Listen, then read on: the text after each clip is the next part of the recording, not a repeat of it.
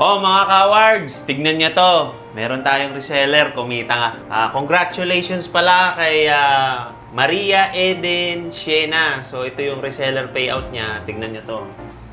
So, ito yan. So, total na kinita niya para sa month of April. So, ito na yan.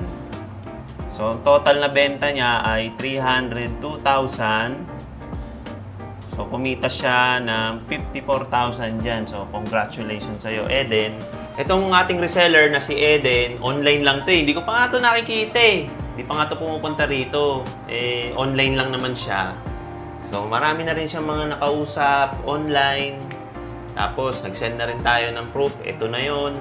Nag-send na tayo sa GCash niya. So, consistent naman ang benta niya. So, hindi yan lumalabas ng bahay eh. Hindi ko pa nakikita yan talaga. Kaya, congratulations sa'yo kay Maria Eden Siena.